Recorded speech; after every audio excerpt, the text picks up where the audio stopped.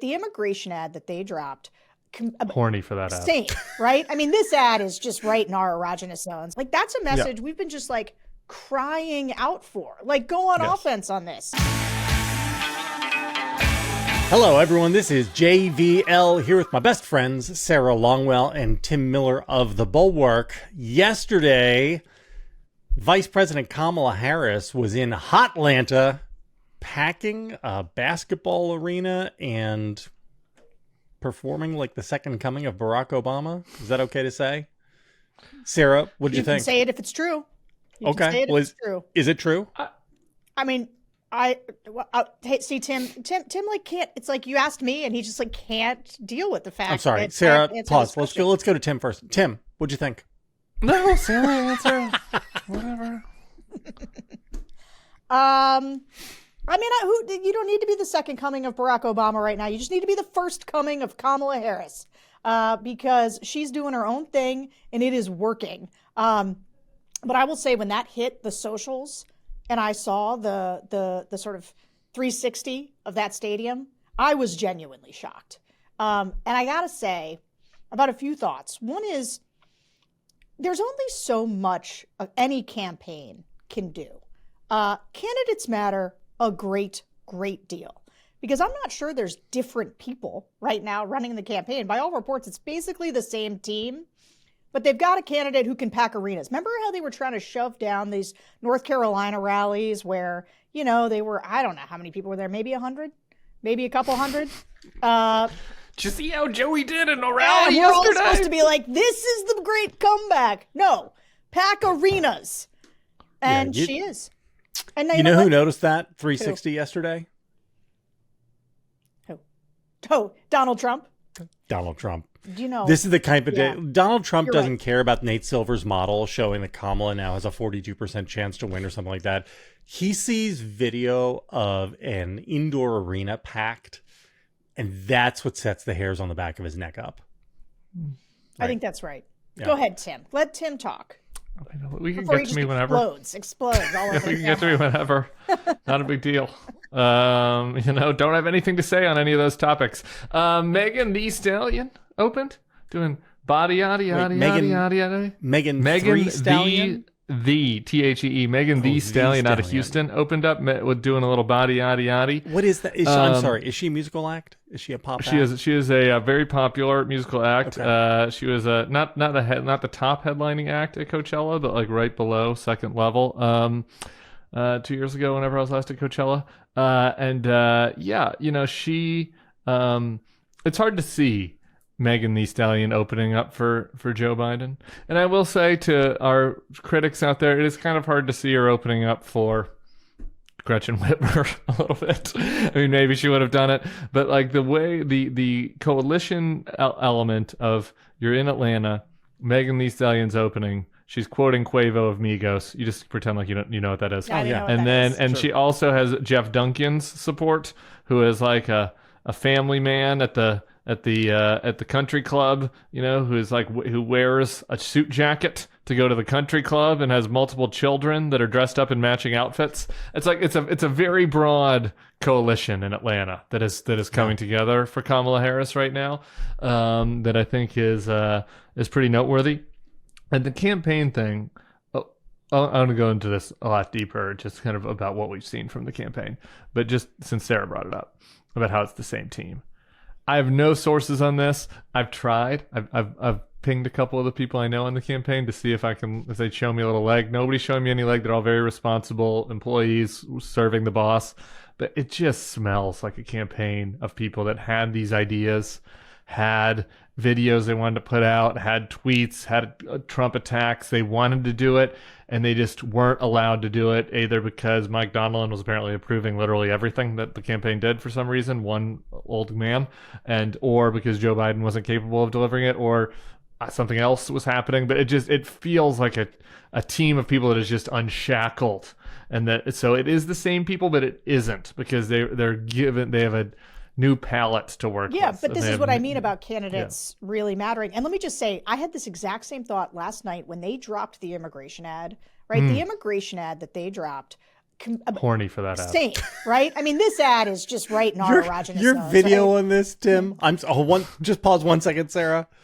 Do you guys remember Old School? Old School, one of my favorite movies ever, right? The scene where Will Ferrell shoots himself in the neck with the trank gun, and Sean William Scott, in the greatest line read of his career, simply shouts, "Yes!" Yes! In front of that was Tim's reaction to the immigration ad last night. It was amazing. I could do my own reaction video to your reaction video, Tim. That's how good it was. But here's the thing. There was no reason that ad, exact same ad, couldn't have been done a month and a half ago. Well, one little thing. Which? That one, my favorite part that gave me the was Kamala Harris arrested the the international gang Right. leaders coming into our country, and Donald Trump is trying to avoid jail. Yeah. Whatever the exact couplet there was, that Biden couldn't have done. But yeah, besides that, the rest of it could have been done. Yeah. And so it's just the idea, but all of it about Trump blocking it. Like, that's a message we've been just like crying out for. Like, go on offense on this. Finally, there it is. And so, yeah, whatever. They've got the same team. The candidate makes a huge difference. The enthusiasm is clearly off the charts. And I don't know, do we want to talk about the polling too? It's not just vibes, guys. It's not just vibes. Yeah. And you can talk about the Nate Silver model, but here's the thing about the Nate Silver model. It is of right now, right? It includes a bunch of the polling, right, that, like, we haven't even gotten into this thing yet. Right. And so it is, I look forward to that model shifting as the polling shifts. And some of the stuff that we're seeing come out in the polling, I don't trust. Like, there's a weird one from Morning Consult that's got her up 11 suddenly in Michigan, but like still behind by 4 points in Pennsylvania, which seems unlikely. And then the Rasmussen of the left in Pennsylvania had her winning by like 5 or 6. Yeah. And that was going around to one of my text chains. And a friend was like, don't you impugn the 62nd best pollster in the 538 ratings. So, there's a little bit of that. My favorite poll, though, that's come out is not anything about head-to-head. It's favorability. It's the fave on fave. But are you ready for this one? Yeah. This is the new AP poll. We won't mention what the president says. Vice President Harris is 46-47 now, so almost back up to straight even. Trump 41-57. JD Vance 27-40. 27. Is that good? 27 fave. I mean, it's good. Is this like golf 27. where the lowest score wins? No. Oh. 27% of Americans have a favorable opinion of JD Vance. I mean, like, think about how, in these polarized times, how bad you have to be to not have even 1/3 of Americans have a favorable opinion of you. Pretty tough. And who are those 27%? What are they doing? That's a good point. It's like just the same number of people that are serial killers in the country or something. So I want to talk this through. I think it is almost certainly true that the polls are understating Harris's position right now because polls are lagging indicators. Yeah. And so the polls have not quite caught up to where she is right now. In the coming days, she's going to announce her vice presidential pick, who will be a popular governor. Named and so I Josh assume Shapiro. will be hold on. Sorry. Somebody who is popular, who is not JD Vance. She will then roll into the Democratic National Convention on the 19th.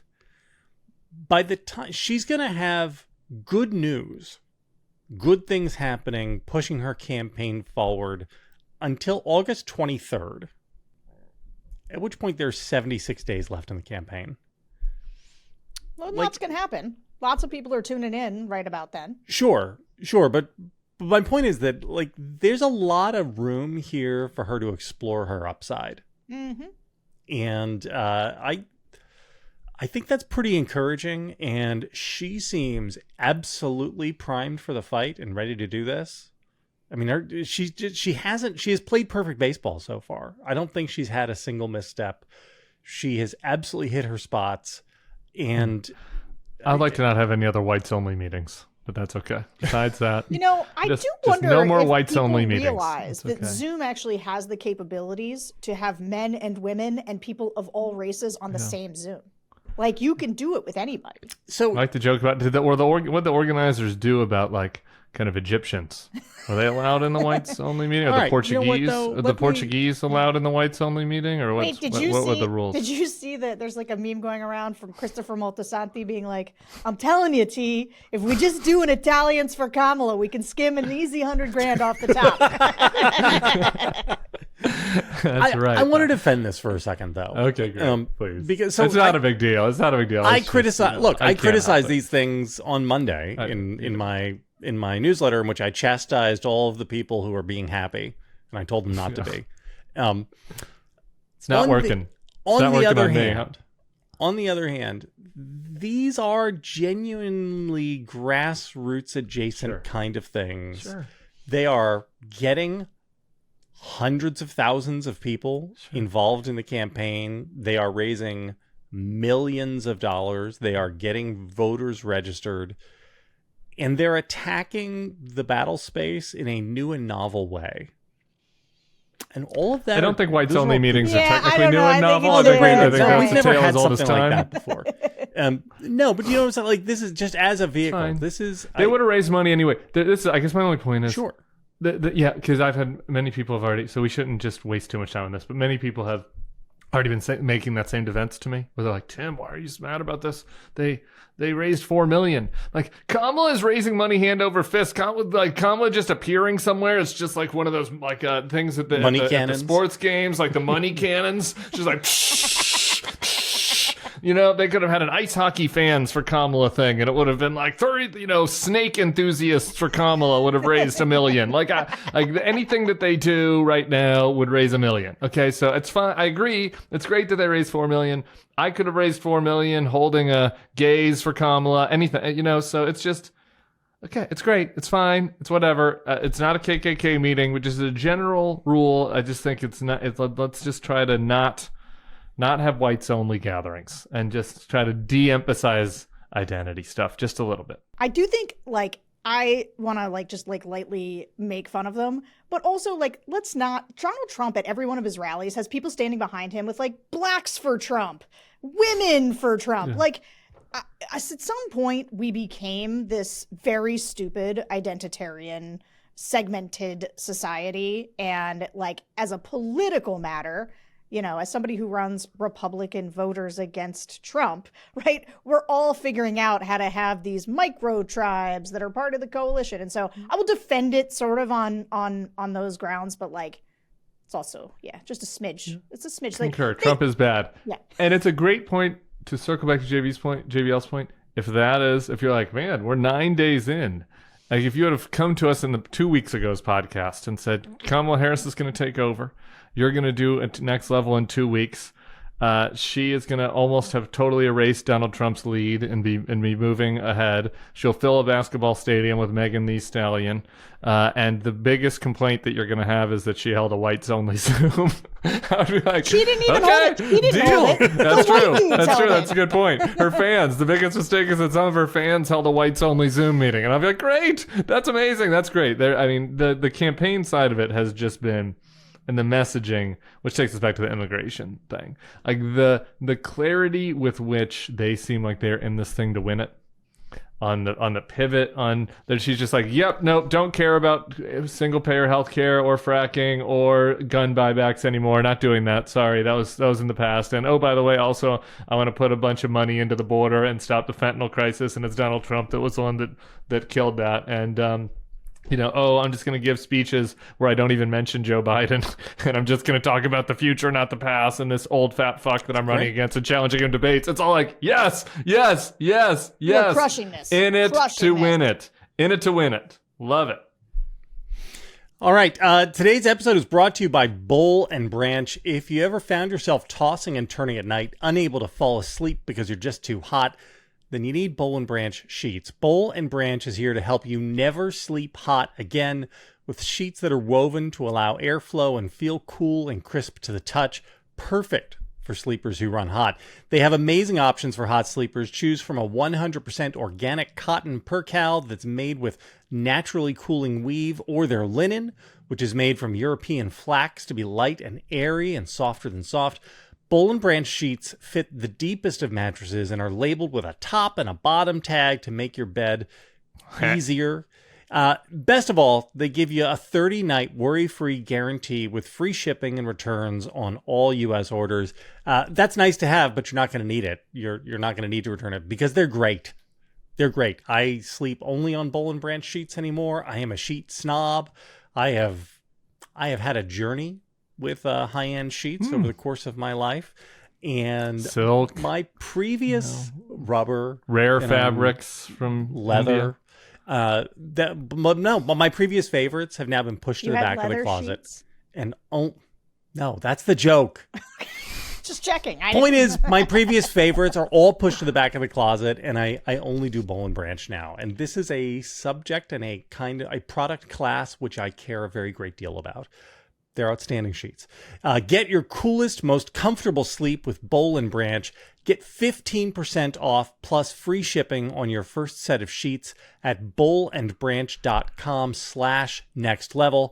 That's Boll and Branch, BOLLAND branch.com/nextlevel for 15% off and free shipping. Exclusions apply. See site for details.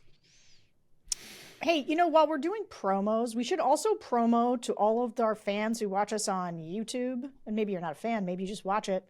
Go join Bulwark Plus. Become a Bulwark Plus member. Read JVL's newsletter so that I don't have to. Pretty good newsletter yesterday. It's a great newsletter. It's a great newsletter. It's one of the best products we put out. What was yesterday's newsletter? Was that wrestling? Yeah, that's right. Let's talk about that a little bit. Yesterday was my how pro wrestling explains Kamala Harris and why Trump is so afraid of her. She's bringing the heat. I mean, some of my best work, frankly. It was really good. Well, do it. Give us the synopsis. No, I'm not going to. Come on, it'll get people to come be subscribers. I'm not your monkey. I don't just dance when you tell me to. Oh my god. Well, kind of.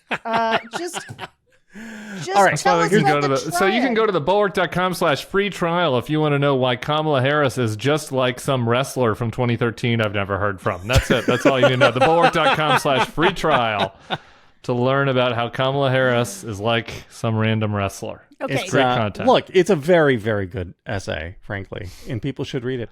All right. Can we talk about the VP draft? Because I'm a little concerned. I'm this You're much kidding. concerned. You're like, oh, you've got something negative that's worrying you? Please. All this happiness was making me uncomfortable. It's so strange. I'm getting the amount. If I had a nickel for everybody that has texted me a coconut emoji in the past 48 hours, I'd have at least a cool 20. A cool 20. I mean, my phone is just coconut, coconut. So, okay, try to bring us down a little bit. All right, so I gotta talk a little sports ball here, and I'm sorry, Sarah. I played college softball. The 2003... It's Olympics time. It could be gymnasts. Are we talking about gymnastics? No, we're talking about the 2003 NBA draft. Okay. The pommel horse guy, I thought maybe, but it's a great draft, 2003. 2003 draft was widely regarded as one of the great draft classes of the modern era. Yeah. And you got Carmelo out of that. You got Carmelo Anthony, Dwayne Wade, Chris Bosh, and this other guy, this high school kid, LeBron James. Everybody knew LeBron James was the guy to pick. Everybody knew that he is a first ballot Hall of Famer, probably going to be a top 5 all-time player. And yet there was like this thing where people tried talking themselves into, I don't know though. I mean, you look at Dwayne Wade, he's so versatile, and Carmelo is just, we haven't seen a guy like him. He's such a freak. The guy can score from anywhere. And I worry that this VP class is like that. There are a bunch of very, very strong options, but there is one clear, correct answer. Yes. And Andy Bashir is Darko Milicic. Are you worried that they're going to take Darko Milicic and that's Andy Bashir? That's what I'm worried about too. Yes. I mean, The answer is yes. I'm worried that Andy Bashir is Darko Milicic. And I would like you guys to talk me off the ledge, because I think that we see this in every VP selection, except for the Trump one, where Donald Trump just shit the bed. The people, when there's an obvious pick, people talk themselves about why they shouldn't just do it. And the answer is always like, you should take the consensus number one. I feel like we're maybe not heading to that. Am I wrong? I feel like the Harris camp, and to be clear, my case is that Josh Shapiro is the absolute stone cold right pick. That is also my position. Here's the thing. I cannot extend your metaphor because I don't know the names of these other draft players and can't quite equate their talent with the talents of these respective alternatives to Josh Shapiro in the VP pool. But here's what I'll say. I don't think either Mark Kelly or Tim Walz are bad choices. I don't think Pete Buttigieg is a bad choice. I think Andy Bashir is a medium choice, only because I got actually a very angry letter from a woman who said that I was impugning Andy Bashir recently, and because I said something about his drawl, which was just an objective acknowledgement of the way he speaks that I actually said was attractive oftentimes to voters because it codes sort of rightish, especially to Northerners. So it was more just a statement of fact than I'm not mad about his drawl. I'm not criticizing it. I just think Andy Bashir, who I think is tremendous at figuring out how to win over center-right voters in the state of Kentucky, is potentially that I'm not sure that translates nationally the way that I think somebody like Josh Shapiro's skill set translates nationally and into the swing states directly adjacent to Pennsylvania, with potentially the one thing, because if you talk to a progressive, I was talking to some of my progressive friends recently, I was at a dinner with someone, and I talked about Josh Shapiro as like the obvious choice, and like the fork dropped because there's this like, what are you talking about? That would be so bad. In large part because I think that there is concern that he reopens the wound around Israel and Gaza. I think that's not true, unless Democratic progressives try to make it true. But I think that this is where the grace period for Kamala Harris and the fact that the progressives has just decided to like, we're all on the train, let's go. I think kind of papers over that, but I'm interested in what you guys think, because there's a lot of concern about this. This is the main reason people are putting up against him. There is a great article in The Atlantic this morning that I'm jealous of having not written, by Yair Rosenberg on this very subject, where he's like, this is, I don't want to put words in his mouth, so I'll just say it. It's basically anti-Semitism, and I've been doing it. It's like soft anti-Semitism against Josh, because Josh's position on Israel is not any different than Mark Kelly's or Tim Walz's or Roy Cooper's or Andy Bashir's. He has spoken a little bit more, I think, urgently about the threat of anti-Semitism in some of these protests, but like on actual policy matters, it's not as if any of these other candidates are anti-Israel or any more than Shapiro is, who said that Bibi is one of the worst world leaders of his life or something like that. He had a quote to that effect. So Josh's opinion on Israel is just square in the center of democratic thought on Israel. And people that are not square in the center, that are on the far left, don't like that. And I think he's being maligned for that, like mostly just because he's Jewish. And so I think that's BS. And I don't know. I'm not that worried about it anymore. I was a little worried about it. I don't think I think it's a slight risk to raise the salience of this. But the more you watch the last 9 days, it's like, is anybody, I think of like the Obama used to do the brush off the shoulders, kind of move. And isn't that just like the Harris campaign right now? It's like a couple whiners on Twitter are going to be mad about this, or like, okay, there are going to be 15 weirdos burning the American flag outside the convention hall, which is going to be the most enthusiastic, excited, united convention in memory. Because there's just been this such a just this built-in desire for release among the Democratic base to have somebody that gets them excited. I just think that's going to overwhelm everything. Not worried about it. I'm with JVL. Shapiro is LeBron. Bashir is Darko. Carmelo is Pete.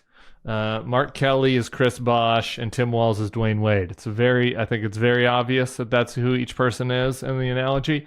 And, I guess the only thing that's a little mean to Andy, because Darko was like a franchise ruining choice for Detroit. I don't think he's better than he's Darko. Not that. He's just fine. Right. He's just fine. Like, he's just not going to do any good or any damage, I don't think. But I worry about him. To me, he just feels a little bit like the safety choice. That's like the do no harm choice. And Shapiro to me feels like we're in it to win it choice. And everything they've been doing lately has been in it to win it. And that's why I think it's probably Shapiro. Yeah. Hard agree. Hey, let me just tell you, I'm about to, after this, I'm going to tape with our own Sam Stein, I'm going to tape a VP episode of the Focus Group podcast. We've been focus grouping just every day, all the time, with swing voters especially. And Shapiro, man, it's him with a bullet. And I'll say that there is a little bit, people like Pete, it's so funny. We do deal with people who are like, I like Pete. But will America vote for a gay person? I'm excited about Kamala, but will America vote for a black woman? And you're just like, stop being pundits and just say you like the people you like. But in terms of the ones that they believe, now I will say it's disproportionately, we're talking to swing voters in swing states. So he has much higher name ID than like a Bashir, or even Mark Kelly's got good name ID, but he is like, it's easily him. He is more than anything, it's not just like the number of people, it's the level of enthusiasm and familiarity with him from people who know who he is. Yeah. My big concern with Bashir is just him as a talker. His mic skills, as we say in the wrestling business, I think his mic skills are a little suspect. And I think a great deal of his success in Kentucky has to do with the fact that he's a legacy. And so people there view him as a political commodity in the context of his legacy. His dad was a very popular governor. His family's been around for a long time in the bluegrass state, right? And I just don't know that translates nationally, right? You're asking the rest of the country to all of a sudden understand the Bashir family and to view Andy within that context. I just worry listening Andy to him didn't talk. just fall out of a coconut tree, No. He exists in the context of everything that came before him. Listening to that That's dude talk, I just think to myself, if you could have Shapiro or Buttigieg and you listen to those guys talk, like you should take one of those guys, right? Am I wrong? Am I selling his candidate skills? Maybe because look, I'm not a close observer of Andrew Bashir. Maybe his candidate skills really are top shelf. No, you're not. Yeah, I think Walz is way better, but also that's kind of an absurd choice. We're picking the random governor of Minnesota that it doesn't what's he adding? I thought it seems like a nice person. He's at least a good talker. Right. Yeah, people are like, he's great, he's progressive. Like, what does he bring to the ticket? Well, meeting Walz has been nice, though. Like, it's been nice to have him out there. And here's my hope is that once she makes the pick, I hope he continues to really be out there, assuming it's not him. Because I think that he has been an incredibly effective surrogate. I agree with that. And he shouldn't just do it in the context of a VP audition. One more thing while we're talking about the context of everything in which we came. I don't know if anybody listening is friends with whoever's writing the speech for the convention. Give us the coconut line. The coconut line should be in the convention. The people will go crazy. We just one time. Use it at the convention, then you retire it. Throw it out there. It's like when the Grateful Dead is like playing a hit that they haven't done in 10 years. Like just one for the Deadheads. Give the Coconut Heads one. Totally agree. I think that place would explode. Yeah, would be the loudest. Would the context be like Donald Trump said this? What did that guy just fall out of a coconut tree? Something like that. I haven't worked it out exactly. I'm happy to if you make it JD Vance. If somebody wants some pitches, if somebody in Wilmington wants a few pitches, happy to do a couple ideas. But just give us the coconut thing one time. All right. So, so just give me. So the tea leaves are We have that she's going to do her first event with her VP in Philly, which to me feels like a head fake. It does feel like a head fake. That actually makes me more worried. More worried. Yes, same. I had the 100%. same. I saw that and I was like, crap, it's going to be Bashir. Yeah, same.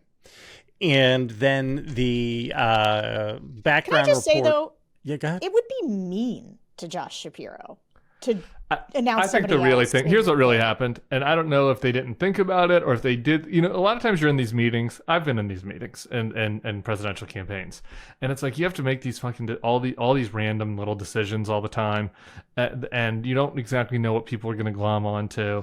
And I can just picture the meeting like you got the head of advance there, the travel, the person that's doing all the scheduling. You got the campaign manager, you got the head of comms.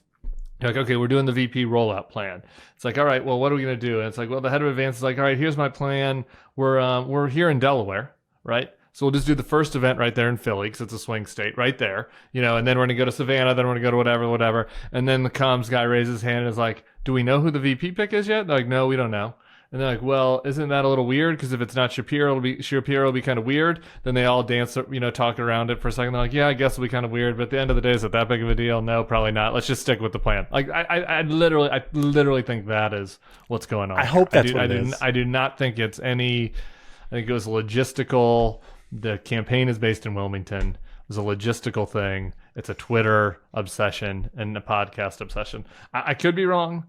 That's what I would bet on. It's less about the outside optics. It's how you make Josh Shapiro feel when you want him in your corner. Sorry, who cares about Josh Shapiro's feelings? He'll be on board. He wants to be coconut pilled.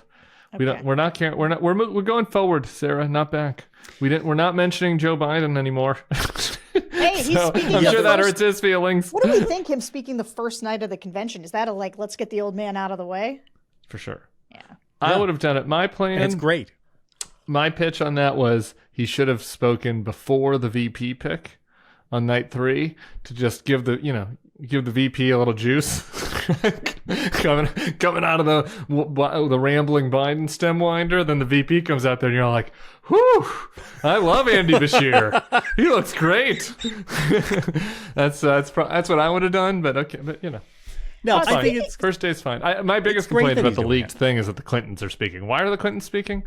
Do the Clintons have to speak? I don't know. It feels like looking back. Feels like we're looking back. We're going forward, not back. I don't know that Bill Clinton needs to talk anymore. It's been a good run. Show him in the crowd. I was like, if we're going to do odes to a Democratic, a great and eminence Greece, I forget. If we were going to do an ode to one of them, Nancy, maybe. But we don't, she's earned it. But I don't know. Anyway, it is what it is. It's not a big deal. Nobody's going to talk about Hillary's speech, but if it was me, I think the Clintons could just be in the box. Can acknowledge them, wave. Bill and Hillary are both speaking? Yeah. Together? Separately? Separately. Oh, it's a lot of Clinton time. It's a lot of Clinton time. Don't like it. Don't like it. All right, so can we talk about Republicans in disarray? I would love to. I'm so excited. This has been my favorite thing going on this week. So we had two things happening. One is the JD Vance buyer's remorse fight, which seems to be an intra-campaign fight or an intra-MAGA fight where there are some people who are trying to shiv others. I don't know what we're allowed to say here or not say, Tim. We've got some good reporting on this coming. I think there are two factors happening. There is there's kind of the vestigial neocon Paul Singer world. The finance world is shivving Vance, I think trying to take one last shot at getting him off the ticket, like the actual the Pompeos and those people. They're like, if we keep doing this, then there's another key player seems to have some personal issues. Mark Caputa's got some reporting on that coming, who is also trying to take out Vance. So there is some of the anti-Vance. I would say let's just be honest, most of the bad news for Vance has been his own doing. It's like the clips of him being like, childless women should die. And it's like, what? It's like, really? And the new clip comes out. And it's like, all this guy did was talk about how much he hates childless women on podcasts in 2021, apparently. Like a new clip comes up every day. And so that's done most of the damage. But there are some other forces happening that are doing additional damage. Yeah, that's how I'd summarize. Stay tuned for the Bulwark.com. But then the other thing is the Project 2025, the Massachusetts Avenue Massacre, in which heritage which has basically thrown out its entire legacy in order to suckle at the teat of Donald Trump, finds out that it somehow made him mad, and in a panicked, desperate attempt to make sure that they stay on his good side, have fired the director of Project 2025 and said they're winding it down, and that was always the plan. And then you have Chris LaCivita and Susie Wiles celebrating this, and then some of the ultra MAGA Molly Hemingway, Mike Cernoviches saying that this is Donald Trump either being manipulated by LaCivita and Wiles because I guess he's so weak that he can be manipulated by people, or because he just is too feeble and old to know what's going on, or what. It's a crazy thing. Tim, would you like to go first? I would, because I'm just kidding. So for people who don't know Mike Cernovich, he wrote a book called The Guerrilla Mindset back in the early 2010s, which was very popular among the kind of fuckboy crowd. What was that thing? What was it called, JBL? The Tucker PUA Max would movement. do? Yeah, PUA. PUA. Yeah, pickup artist. He was big in the pickup artist movement. This is, I'm sorry, brief aside, important detail about Mike Cernovich is that he was a kept man whose wife was a very successful Silicon Valley lawyer, and when she divorced him, she had to pay him like for spousal upkeep because he didn't have a real job. And so he was this divorced guy getting by on his ex-wife's high-powered corporate attorney income. Yeah, Make of that what you will. Yeah, turning his while life into writing a being book tough about his guy. guerrilla mindset to get the babes. The guerrilla mindset. It's like So Jack anyway. Murphy being a cuck who likes getting pegged. All of these things are projection for these fuckers. So the guerrilla mindset guy. I'm doing my best to explain this, so you don't need to know anything about these people to enjoy the story as much as I do. The guerrilla mindset guy was early MAGA. He sniffed Trump, right? He's not an ideologue, right? Like he picked up the pheromones of MAGA, and he was on Trump early. He becomes a huge social media phenomenon on the MAGA right and the alt-right in the early days. And was vaguely influential during the first Trump term, and then kind of started to dissipate and got more back into self-help world. He's back, and man, I just refollowed him, and I've been just enjoying Mike Cernovich's feed. It is just a little dessert at the end of my day, and so he is leading the pack on one side. Then you have LaCivita and Wiles, who we've talked about a lot, who are the more establishment. I've worked with both of them, campaign advisors that have been running for Trump a quasi-competent campaign, at least as compared to Kellyanne or Lewandowski, Stabby Eyes Lewandowski, these other people. And so the MAGA world, though, smells blood now over this Project 2025 thing. And LaCivita and Susie have been getting so out over their skis, shitting on Project 2025 and saying this isn't us because they know how big of a problem is, that now MAGA world's like, oh, wait a minute. All right. Okay. We're smelling blood here. We can shiv these guys and maybe retake some of the power away from the establishment cucks. So Cernovich is out there, talking about how this is one of my favorite tweets of his. In 2021, Chris LaCivita wanted Trump indicted for treason because of January 6th. This was based on a like that Chris LaCivita did on Twitter. He liked somebody that said that in January 2026. And I'm just like, this is delicious. It was the one thing that was missing from the Tim Alberta profile of these two. Tim kind of slagged LaCivita for being disingenuous on this and having been a more of an establishment Mitch McConnell move on from Trump guy at the end of that piece. But it wasn't, he didn't really eviscerate him the same way he did like Nikki Haley and some of the others in his profile. And so I just love now knowing that the MAGA folks are just going to go through all his clients and talk about all of the ways that he sinned against the Church of Trump. And he's taking phone calls now internally. John Jr.'s mad at him. People are mad at him. They're throwing feces at each other.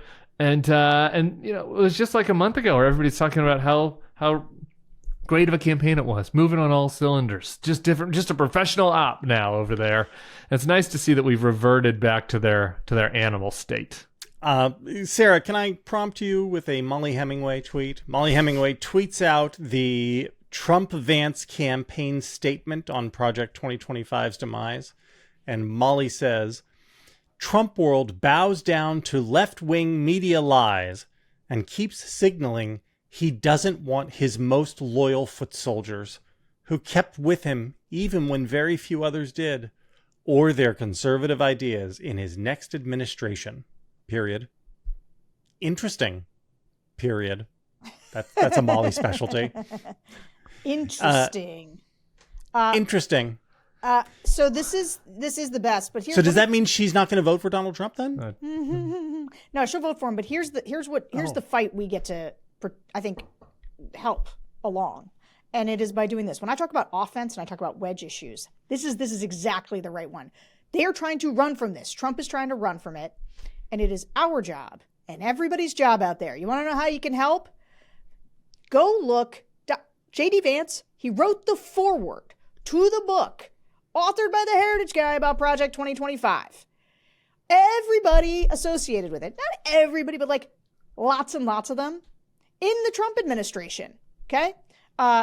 The ties, like, you do not let them run from this. You don't say, Chris LaCivita and Susie Wiles say that they have nothing to do with it. And the guy got fired from the Heritage Foundation. Okay, it's over. We won't talk about this anymore. No. Project 2025 has done that rare thing, is a policy issue that is forward-looking, that has captured the zeitgeist. And it's not the Schedule F and the who they're going to put in the government. It's actually just the big boogeyman for what a crazy authoritarian jackass wants to do, along with Conservatism, Inc. And so you make sure that because there's only two ways it goes. Either you tie them together and they are tethered to this deeply unpopular thing that even randos on the internet understand, even if they don't know the finer points, know is bad, or they tear themselves apart as they try to divorce each other over this issue, in which case, good. Great. So, all offense on Project 2025. Sorry, Chris and Susie, you thought that this was going to be just clean? You thought that the problem was that Kellyanne and Steve Bannon and Manafort and Lewandowski just weren't as professional as you, and as long as you brought in the pros, everything would just go according to plan. Nah, dog. That's not how it works. You get in the viper pit, the vipers are eventually going to come for you. It is extremely delicious, extremely enjoyable. It was inevitable. It was going to happen. It went on a little longer. You know, things were smooth sailings for a little longer than I would have guessed, but you knew it would end here. You knew we'd get here eventually, and it's really gratifying to get here. I disagree. I don't think it was inevitable that we got here. I think we only get here because Biden steps aside. That's right. And the dynamic of the 100%. The entire campaign changes, because these things are these are the sorts of internal fights that happen when a campaign is panicking. And as the polling starts shifting and Trump sees the video of the rallies, and my God, when he sees the TV ratings for the Democratic National Convention night 4 versus his night 4 TV ratings, he's going to lose his fucking mind. He will, just get the sponges ready to clean up the spaghetti off the wall at Mar-a-Lago when he sees the TV numbers on this, because that's the stuff he cares about. And all of these fights are going to become more pronounced over the next 3 weeks, because Harris is going to keep doing well, and Trump has no way to stop that over the next 3 weeks. Maybe post-convention, he can launch some serious offensive against her that starts to blunt her numbers a little bit. But she's got 3 weeks to run here. And I just assume that things are going to get worse internally, because he is not going to be happy sitting there watching all of this. Yeah, and you know what? This is where, Tim, you were talking about this earlier, where it was like, if you told us that we would be here, 2 weeks later after her announcing, you're right. We would not have anticipated that it was going this well. There's no way to try to retrofit what we were saying into like where we are right now. However, wait a minute. I'll find what I wrote. Guys. Wait, no. Just hold on. I'm going to give you the credit. I'm going to give us the credit, all of us. Trust me. We're not going to get out of this podcast without a few more victory laps on this particular point. We talked about all the upside. We talked about the energy opportunities. We talked about the fact that one of the things I remember thinking a lot about, and I know we talked about, was as a communications person, you can't just bludgeon the press into doing something, right? As much as Republicans think Dems are in the tank, the media are in the tank for the Dems, that's just like not how it works. You have to create an environment that works. So, like, as long as Joe Biden was the nominee, Joe Biden was going to be the focus of the coverage because it was like watching a train wreck in slow motion. And so, yeah, now we're in a much, much better position, which is where we said we'd be. This good? I don't know that we knew that. Yeah, I wrote that Kamala Harris should be filling arenas. I wrote that. You said she'd be filling arenas? Yes. You did write that. Really? Yes. Yeah. The paragraph. I wrote that on July 3. The JVL newsletter on July 3 is annoyingly good. Like, it's annoyingly right. You should though, was that the same newsletter where you said she should be the president? Or was that a different one? I didn't. I said we were going to have a conversation where people talk. I ultimately believe she shouldn't be the president. I thought the downsides outweighed the upsides. Yeah. But yeah.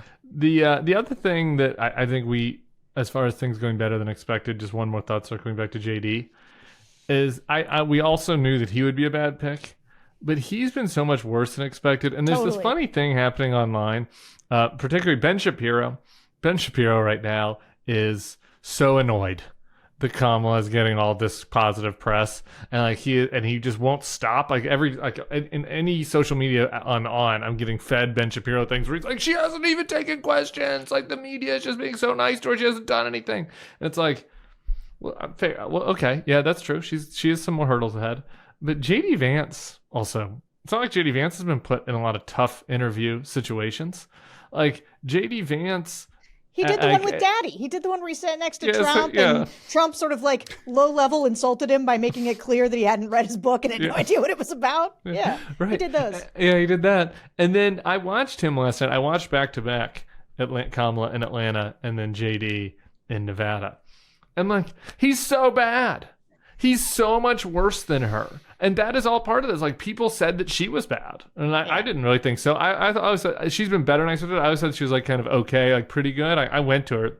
She's improved a lot. I went to her announcement speech in Oakland in 2019. And that speech last night was just a category difference in quality of the writing of the speech, presentation, all of it. But JD is terrible. Like, JD was so awkward. He does this thing where he's like, they talk way too much about immigration. And I know we hashed it out last week, but it's like, it's creepy, you know, the mass deportation now, that stuff. But then he's talking about gas prices, and he goes, when you fill up your pump, and he says he's got it wrong. He's like, wait, I mean, when you fill up, when you go to the gas station, when you fill up your tank at the gas station, like, and you get the bill, send that to Kamala Harris. And the crowd is because it's like how the server brings your bill after you finish pumping gas. Crowd's like, what? I know we're supposed to clap at this. He just doesn't have it. He doesn't have it. He has negative. Whatever it is. He's negative it. Yeah. And his numbers are dropping like a stone. Like he was already underwater, and now my hot take was at last week's pod. I was like, my hot take is that Ron DeSantis will crush him in a primary next in 2028. That's like conventional wisdom now. Like, Ron DeSantis is way better than him. I said this to AB in our Monday thing, and I'm sure you guys didn't watch it, so I'll say it to you. The thing about JD Vance is that we're putting out a lot of content these days, JBL. Content. If we watch all each other's content, what are we going to do? Well, I mean, I watch all of yours. Well, I want your takes fresh. I want even your the stuff you fresh. read for the Atlantic. Oh. Okay. Keep going. So JD Vance has spent his entire life learning how to be charming to a very, very, very specific set of person, which is the most powerful person in the room next to him, so that he can go to that person and mirror back what they think to them in such a way that they are flattered by and then want to give him things. That is how he has spent his entire life. He has never looked to master his own class. He has never looked, God forbid, to look down the food chain at other people to learn how to make them like him. He's been laser focused on who's the daddy figure here who can give me something. Or mommy. Don't forget mommy. Tiger Mom. Or Amy Twat, right? And I am sorry, but people like that, we have all known them since we were in first grade, and everybody hates that person. Yeah. All the normal people hate that person. Like, we've all been in rooms with those people over and over and over again our entire lives. And those people are not, they are not good at making friends with normies, right? Peers. Yeah. And this right? is actually, it is an underrated thing about Donald Trump, because Donald Trump was constantly trying to market garbage to people, whether that was his television show or his steaks, whatever, in Trump University, and whether maybe he had higher end hotels, he really did learn how to communicate with a wide variety of people and try to make them like them in a way that JD Vance simply does not have. And it's also JD Vance is a fake person. I do want to talk just a little bit about the Kamala Harris abandoning her not so good positions from 2020 in favor of much better positions for right now, and why that is a good thing. But he's undergone not even a personality transplant. He's pretending, and I think he's lost track of which JD Vance he needs to turn on at different times. One of the things that you saw, I don't know if you guys saw this story, I think you did, I think somebody put it in Slack, JD Vance had a trans friend from law school who was quite a good friend, and they had conversations about how maybe he didn't understand this, but they were good friends and they liked each other and they disagreed about politics. That sounds like a normal guy one might know in one's life. And so he is pretending, he put on the MAGA skin, right, and tried to wear it like it was real. And then this happens with people who undergo this, right? You get the zeal of a convert and you start getting the attaboys from a certain group of people, and then you lose track of the other person, which is why he finds himself when he has to say things like, look, when he was obviously my wife isn't white, I understood in the context of that sentence what he was trying to say, but it is a person like that has lost the plot on who he is, and the life and the person he was before is now up against the new life that he has chosen. That leads you to have those insane words come out of your mouth. Yeah. The JD Vance text messages with the trans friend, they're really something. The emails, I hate the police, taking down Confederate stuff, open to targeted reparations. He's once he became a father, though, his perspective on all those things changed, Tim. Oh, okay. Yeah, right. Isn't that I believe that fatherhood is his catch-all for why he changed on MAGA. And so it's once I became a dad, I really profoundly changed who I am. And so I realized what a great man Donald Trump was. Also, I look at my 2-year-old and I'm I don't want them to be exposed to any gender ideology in daycare. Okay, so I had to go hard against my trans friend, because once I saw what was happening in 3-year-old daycare, thought it was a little too woke. But he's a fake. He's a phony. Everything's phony, and now he doesn't know where the phoniness ends and begins, and he's lost the plot. And let me tell you what, voters, this is what Trump has. Oh. Trump is authentically the worst. But he is authentically it. People are they believe that Donald Trump is telling them the truth, and they think that JD Vance is a big, fake, phony liar. Yeah. People don't like that. They smell You know who else it. doesn't like that? Donald Trump. Hey, by the end of this campaign, they won't be able to be on the same stage together. Trump's going to hate him so much. So Tim and I we had 2 double features yesterday on the TV. We were on Nicole together, and then we were on Chris Hayes together, and unfortunately we talked about the same thing, and so we would we'd exhausted our talking points against each other or with each other, but Tim said on the TV, and I was surprised to hear this, that he thinks it is absolutely too late for Donald Trump to switch Vance out. And do you actually think that's true? I don't think it's technically too late. I just logistically don't see how you do it logistically. I mean, he fires him by tweet, and then but then says, there's Marco Rubio. There's not a natural answer. Yeah, I don't know. I think I'm you going create to a lot of problems. my own black person for our ticket. I think he's stuck.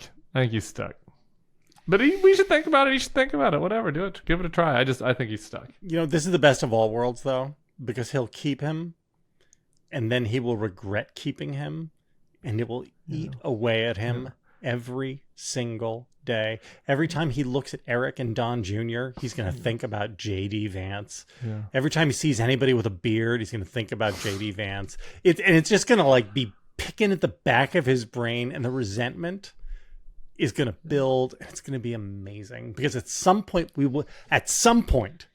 if Donald Trump loses, we will get the catharsis of him throwing JD Vance under the bus. And guys, I got to say, it will be nice if we can save our constitutional republic and we can save liberalism and democracy. That's great. But what I really want is to watch Trump turn on Vance. Mm-hmm. Oh, those are the spoils. Those are to the victor go the spoils. I will say, I don't think we should ourselves get too high on our own supply, because Kamala Harris, she packed her first stadium and it is awesome. And I am coconut pilled, but I also think they're still the underdogs. They're still a close campaign. Yeah, this is not. There's no. It's gonna be the entire way. It just feels so good to be back in the game. Here. So I was just like doing some math on this. Even if she were +7 in the national average, she only has like a 60% chance of winning the electoral college. Yeah. Like there is. The Republican Electoral College advantage is so significant that no matter how well this campaign is going, like nothing is in the bag. There will never be a single day for complacency. Everything will be uncertain till the final minute. And her coalition probably makes the Republican Electoral College advantage a little better, a little more significant than Biden's coalition was. Yes. And so a worthwhile trade, probably only a point or a half a point or whatever. So totally a worthwhile trade. But yeah, that even, it kind of exacerbates that a little bit. Well, especially this is why the Shapiro thing matters so much, right? If you pick up Pennsylvania, but then her coalition allows you to actually do much better in a place like Georgia, you're on your way in a different kind of way. Yeah, that's right. And she's doing better with Hispanics too. I think Arizona. We didn't even talk about this, but can we just spend half a minute on Arizona? Sure. Because our boy, short show. Yeah, it's been short. Our boy Stephen Richer, who is one of the last good people standing in the official Republican Party. He was the Maricopa County Supervisor. Maricopa County Recorder, sorry. So the person who oversees the elections in Arizona, he became, famous for half a second, and you saw his red, unkempt hair on the TV as he said that there was no election fraud there in Arizona. And he has subsequently, this election, been putting on a masterclass for campaign deniers or election deniers about how how elections work, how the system works. He also has been in a lot of active litigation with Carrie Lake, who constantly goes after him, and he's just been a hero among Republicans. And last night, he lost his primary to an election denier who is now going to be the Republican candidate to oversee elections. And probably lose. Hopefully, yeah, and I think probably loses. But it's still just a blow to see that you just cannot win a Republican primary if you are somebody who certified election results and doesn't buy into the lie that the election was stolen. I say in slightly better news, goodest, Carrie Lake won her primary last night, the Republican primary, but not by as much as one might think. There was kind of a random guy who was not random. Mark Lamb, who's the Pima County sheriff. He's pretty well known in Arizona. I mean, she was always going to win, but that it wasn't like just a gadfly. He was also a Trumpy election denier. Yeah, he's not good either, but he's less bad than her in the sense that he's not her. Yeah, in some ways, he's maybe more bad than her because he's bad on the merits, but he might have had a better chance of beating Ruben Gallego. Mark Lamb. But yeah, no, I mean, she underperformed a little bit. It shows her weakness. Yeah, and he still got in the high 30s or something in that race, yeah. Oh boy. Guys, it's been a good show, long show. If you are in the Dallas, Texas area, we're coming to you. Or if you're not. September 5. If you're not, in the broader this might Texas... be your last moment to see us all happy. Who knows? There'll be another debate later in September, and things could change in our society, and we're riding high. Come hang. This is it. This will be probably the most. I mean, they've all been really fun. This will probably be the most Mardi Gras-like of the environments. Go to bulwark.com/events to get tickets. There's still some left. This will get sold out. Guys. A week from now, we're going to sit here and do this. Well, I won't be here, but you're going to sit here and do this, and you're going to be talking about how you can get yourself behind this Andy Bashir train. You know, when you think about it, actually, it makes a lot of sense. There's going to be all sorts of Andy Bashir cope, and I will probably do that too. I could get behind Andy, but it's not going to be that hard to cope on it. I think I'll be disappointed that they made their first suboptimal move. Yeah. Yeah. Pick LeBron. LeBron is right there in the number one spot. Right there. Just take him. Just take it. Right. This is the history of all of sports. Is that when there's a consensus one pick, you take the consensus one pick. All right, guys. I will see you after next week. You'll be back here with, I don't know who's sitting in for me next week, but have a good time. Somebody good. Bye. Bye.